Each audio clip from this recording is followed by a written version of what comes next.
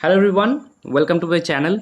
And आज के इस वीडियो में हम लोग बात करेंगे जो पीडीएफ और जो पार्ट हमने स्टार्ट किया था, इम्पोर्टेंट टर्म्स इन सीडीएम, मतलब क्लिनिकल डाटा मैनेजमेंट और क्लिनिकल ट्रायल और क्लिनिकल रिसर्च।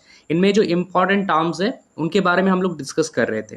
तो उसी का जो फर्स्ट पार्ट था वो हमने डिस्कस कर लिया था, जहाँ पे हमने फार्मास्यूटिकल प्रोडक्ट और ड्रग क्या है, कैसे होता है, जो साइड इफेक्ट है एंड क्या डिफरेंस है हमारा साइड इफेक्ट में और जो एडवर्स इफेक्ट है या फिर एडवर्स ड्रग रिएक्शन है, इनमें डिफेक्ट्स क्या है, गुड साइड इफेक्ट्स क्या है, बैड साइड इफेक्ट्स क्या है, सारे के बारे में डिटेल में मैंने डिस्कस किया था विथ एग्जांपल्स। तो उस वीडियो को अगर आप चाहो तो जाके देख सकते हो। इस चैनल पे आपको clinical research, pharmacovigilance, regulatory affairs related different topics हम लोग डिस्कस करेंगे, theoretical as well as practical, जो इंपॉर्टेंट चैप्टर्स है मतलब फॉर इंटरव्यू पर्पस। क्योंकि सीआर एंड पीवी के जो मोस्ट ऑफ द जॉब्स हैं उनमें कोई एग्जाम वगैरह नहीं होता, और अगर आप लोग कोई कोर्स कर रहे हो तो अलग बात है। तो यहाँ पे मेरा मेन जो फोकस होगा वो है इंटरव्यू का प्रिपरेशन। इंटरव्यू के लिए टर्म्स बहुत मैंडेटरी है, एग्जाम्पल, केस स्टडीज एंड बहुत सी चीज़ें हैं, आईसीएसआर है, ये सारे बहुत इंपॉर्टेंट है। इन्हीं के बारे में हम लोग डिस्कस करेंगे इस वीडियो में, ठीक है। सबसे पहला टर्म हमारा आज का वीडियो का है ड्रग टॉलरेंस। ड्रग टॉलरेंस क्या है? तो टॉलरेंस का मतलब हम लोगों को पता है, किसी भी चीज जो है उसको हम लोग सहन कर रहे हैं तो उसका है मतलब है tolerance, right. And drug, so drug tolerance occurs when someone abuses a substance over a long period. मतलब कुछ भी आप लोग एक ड्रग या फिर कुछ भी एक सब्सटेंस आप लोग अब्यूज कर रहे हो, मतलब मिसयूज कर रहे हो उसका, ठीक है, बहुत ज्यादा, फॉर ए लॉन्ग पीरियड, बहुत दिनों से आप लोग इसको अब्यूज कर रहे हो। When someone continuously abuses a substance, their body becomes used to it, meaning the drug will stop having as much as of an effect.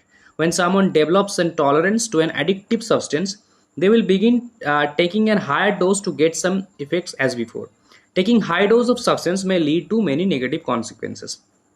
इसका मतलब है, सपोज मैं कोई एक जो मेडिसिन है हर दिन ले रहा हूँ, ठीक है, हर दिन अगर मैं सेम डोज ले रहा हूँ तो मेरा जो बॉडी होगा, मैं उसको अब्यूज कर रहा हूँ। एक्चुअली हर दिन वो नहीं लेना चाहिए था, लेकिन मैं हर दिन नींद की कोई दवाई है या फिर कोई भी स्लीपिंग टैबलेट हम लोग हर दिन ले रहे हैं, या फिर प्रेशर के लिए एंटी हाइपरटेंसिव, तो क्या होगा, हमारा बॉडी जो होगा वो टॉलरेट कर लेगा, तो वो डोज धीरे धीरे धीरे धीरे हमारे बॉडी में काम करना बंद कर देगा। मतलब वो जो मेडिसिन है, वो मेडिसिन का जो फार्माकोलॉजिकल थेराप्यूटिक वैल्यू है वो लो हो जाएगा for our body.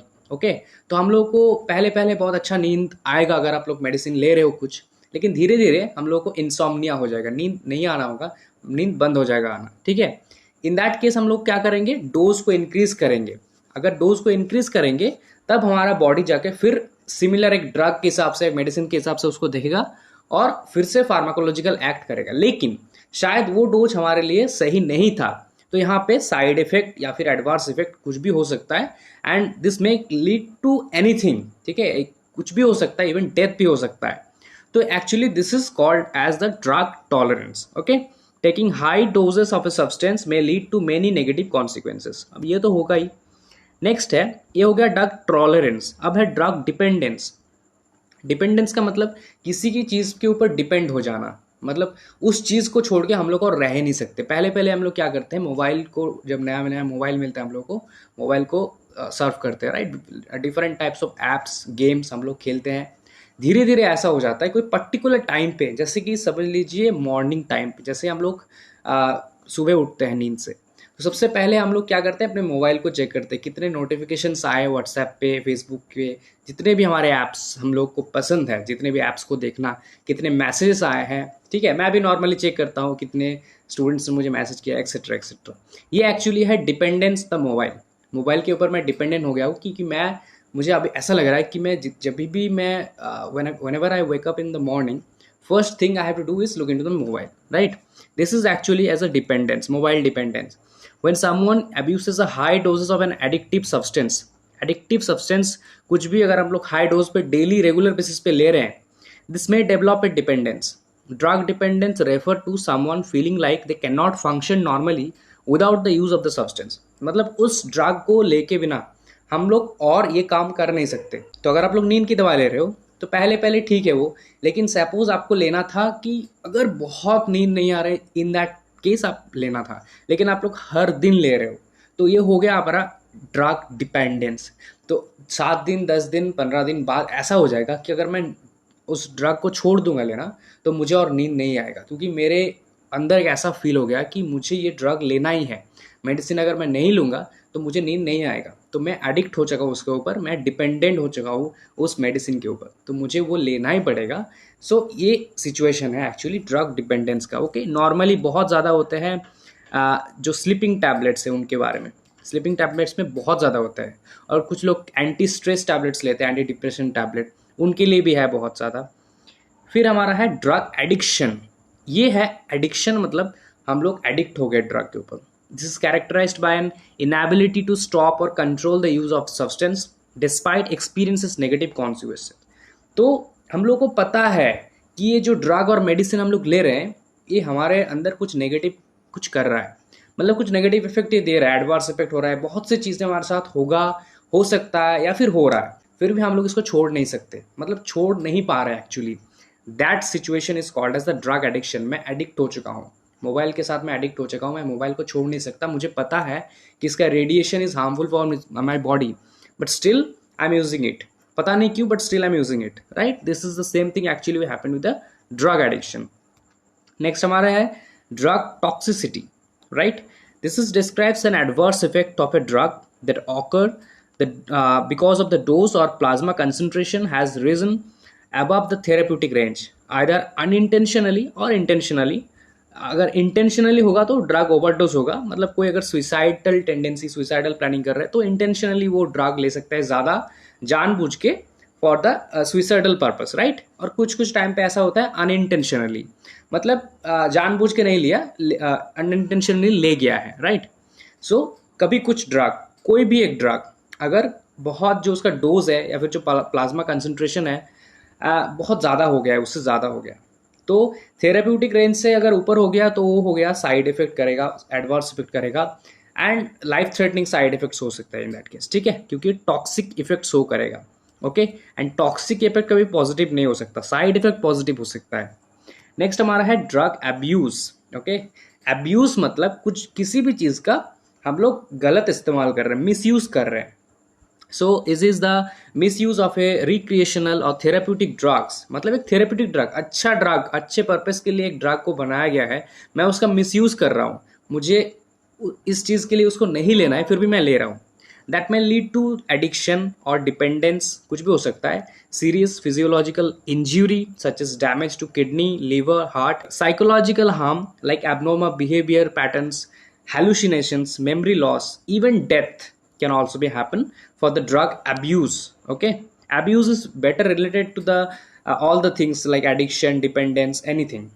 Then a drug overdose. अब overdose can be also accidental या फिर intentional, ठीक है। ओवरडोज हम लोग अगर जानबूझ के ओवरडोज लेते हैं फॉर सुइसाइडल पर्पस और एनीथिंग तो वो इंटेंशनल होगा, एक्सीडेंटल भी हो सकता है वो। This they occur when a person takes more than the medically recommended dose.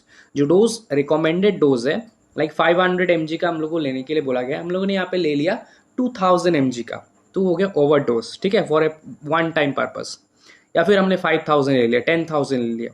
However, some people may be more sensitive of certain medications, so the low end of a drug may be toxic for them. A dose that is still within the range of acceptable medical uses may be too much for the bodies to handle. Okay. Next हमारा है medication error. Medication error का मतलब है any preventable event, okay, that may cause or preventable event मतलब जो prevent किया जा सकता था या फिर जो प्रिवेंट किया जा सकता है या फिर जाना चाहिए, ऐसा कोई एक इवेंट दैट मे कॉज और lead to inappropriate medication use और patient harm while the medication is in the control of the healthcare professional, patient और consumer. Okay? So इसका मतलब बताया जा रहा है कि कोई भी ऐसा एक प्रिवेंटेबल इवेंट जो कि एक्चुअली इनएप्रोप्रिएट मेडिकेशन यूज, मतलब जो मेडिकेशन और जो ड्रग है उसका इनएप्रोप्रिएटली यूज हो रहा है, ठीक है, यूज और patient harm while the medication is in control of the healthcare professional or patient or consumer. Such event may related to the professional practice healthcare products. बहुत से रीजंस हो सकता है जो मेडिकेशन एरर हो सकता है, वो डॉक्टर के द्वारा हो सकता है, फार्मासिस्ट के द्वारा हो सकता है, पेशेंट के द्वारा हो सकता है, पेशेंट के हेयरिंग के वजह से हो सकता है, उसने डॉक्टर ने एक बोला और पेशेंट ने एक सुना, फार्मासिस्ट ने एक सजेशन दिया या फिर एक बोला, पेशेंट ने दूसरा समझ लिया, ठीक है। बहुत सारे रीजन से हो सकता है, मैं रीजंस आपको बताऊंगा इसके बाद। लेकिन लेबलिंग की वजह से, पैकेजिंग की वजह से, कम्युनिकेशन की वजह से, नॉमेनक्लेचर की वजह से, प्रोसीड्योर की वजह से एंड प्रोडक्ट की वजह से कभी कभी dispensing, compounding, distribution, administration, education, monitoring, patient education is also important. जो लोग एडमिट हुए हैं उनके लिए patient education is very much important. Specifically जो लोग क्लिनिकल रिसर्च में जो पेशेंट्स आ रहे हैं उनको एक्चुअली पेशेंट नहीं बोला जाएगा, उनको सब्जेक्ट बोला जाएगा। तो उनको अगर उनके साथ क्या होगा, क्लिनिकल ट्रायल के बारे में कुछ भी नहीं पता, मेडिकेशन के बारे में कुछ नहीं पता, तो प्रॉब्लम है वहाँ पे। इसीलिए पेशेंट ट्रेनिंग या फिर पेशेंट एजुकेशन बहुत इंपॉर्टेंट है। तो यहाँ पे हम लोग देखेंगे the factors associated with the health care professional. कौन कौन से फैक्टर्स एक्चुअली हो सकता है हेल्थ केयर प्रोफेशनल्स के द्वारा, मतलब जो डॉक्टर्स है, नर्सेस है, फार्मासिस्ट है, ऑल द अदर प्रोफेशनल्स। सबसे पहला है लैक ऑफ थेराप्यूटिकल ट्रेनिंग। हम लोग को या फिर जो हेल्थ केयर प्रोफेशनल्स है उनको थेराप्यूटिकल जो ट्रेनिंग है कि कौन से ड्रग का क्या डोज है, कब देना चाहिए, खाने से पहले या खाने के बाद, मतलब what will be the perfect time for the drug, ठीक है। जैसे कि वो पूरा अपना 100% एफर्ट दे ठीक करने के लिए, ये हम लोग को पता ही नहीं है। तो ये एक रीज़न हो सकता है, lack of training.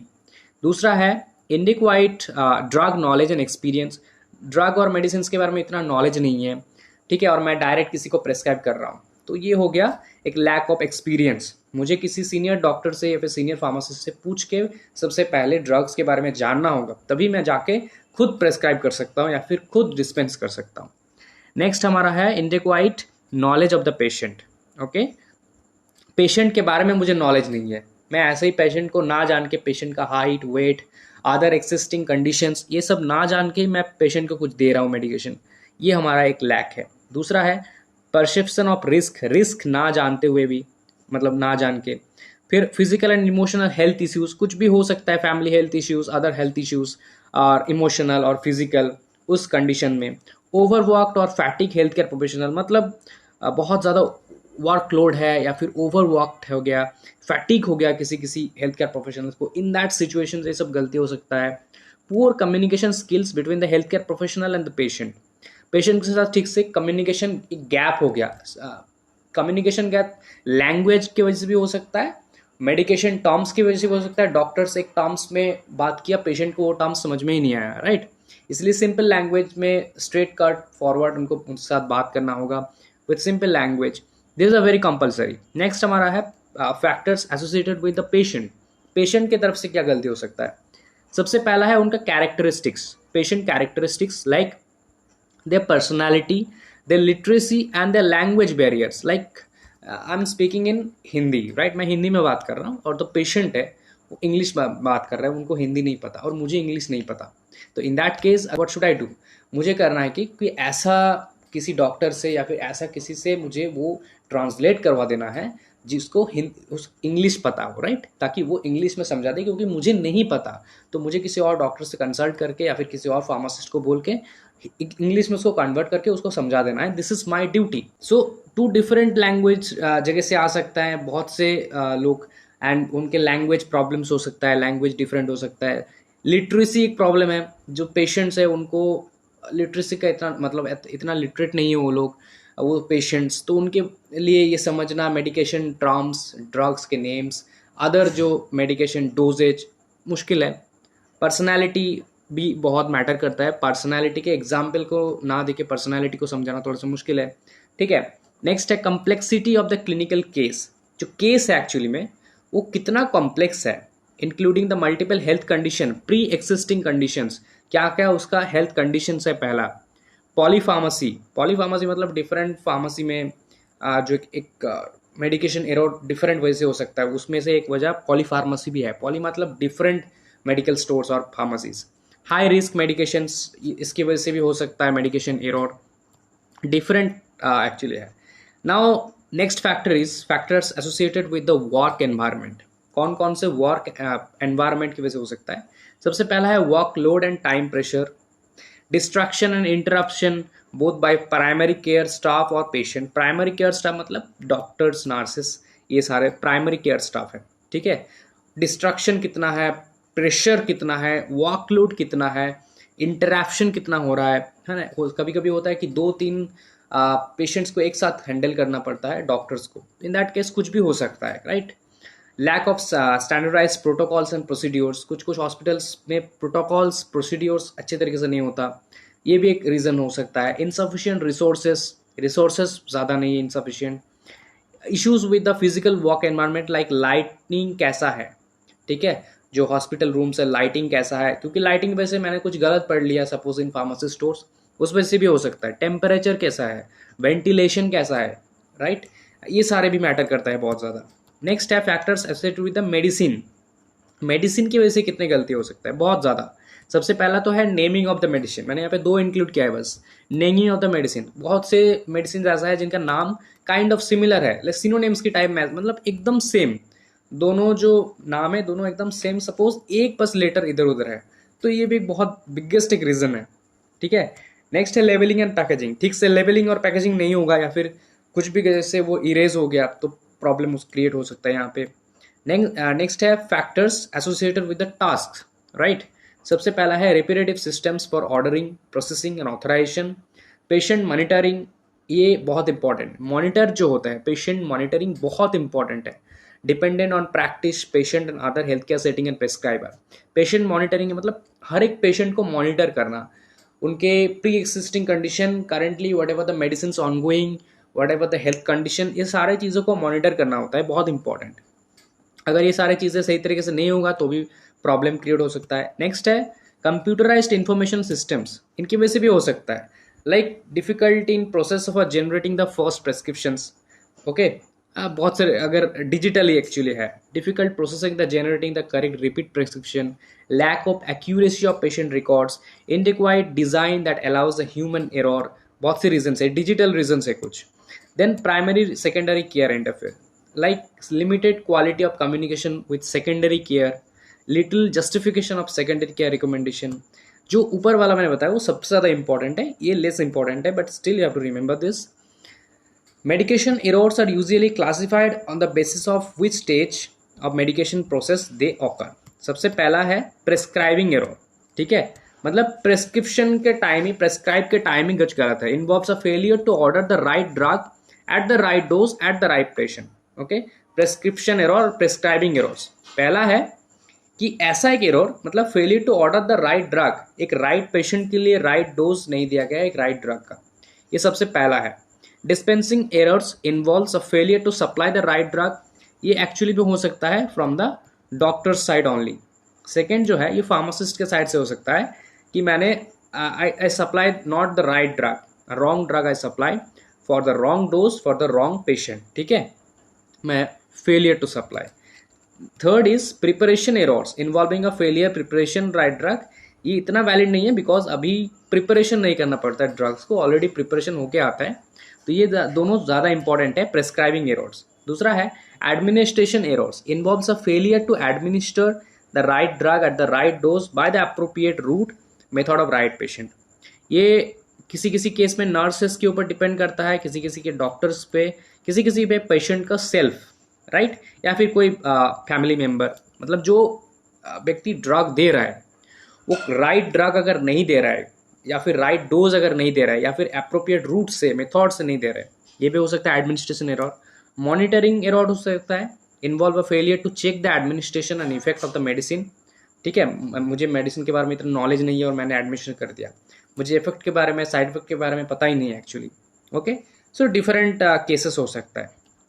That is all about this video and I hope ये पार्ट आपको पसंद आया है, अच्छा लगा है तो आप लोग इस चैनल को सब्सक्राइब कर दीजिए। एंड इस चैनल पे आपको इसी तरीके का और भी बहुत सारी classes, topics, different topics and subjects के ऊपर मिलते रहेंगे। Thank you so much, please जल्दी से जल्दी इसको 1 के सब्सक्राइब कर दीजिए। Thank you so much.